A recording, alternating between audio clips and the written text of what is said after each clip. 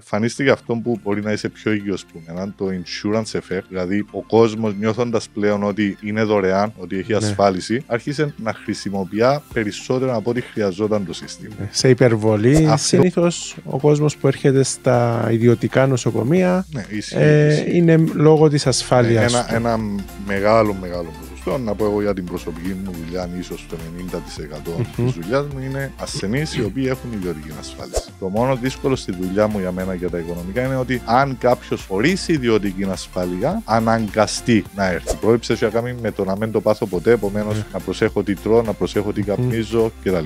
Η πρώιμη διάγνωση όμως, ειδικά στα ογκολογικά περιστατικά, σε όσο πιο χαμηλό στάδιο βρει μια νόσο, τόσο πιο ψηλές πιθανότητες να τη θεραπεύσεις. Το πρόβλημα μας είναι η ανάπτυξη κακοηθειών σε πιο νεαρές ηλικίες. Το βλέπουμε πιο πολλούς καρκίνους σε πιο νεαρές ηλικίες από ό,τι ήταν συνηθισμένη η προηγούμενη γενιά χειρουργών. Το μόνο η εξήγηση είναι ότι ο τρόπος ζωής μας που έχει να κάνει με το φαγητό, εντάξει, το κάπνισμα νομίζω δεν χρειάζεται καν να το αναφέρουμε, έχει να κάνει με την μόλυνση του περιβάλλοντος. Πολλοί κόσμος ψάχνει μόνος του να δει τι συμπτώματα έχω, να κάνει διάγνωση.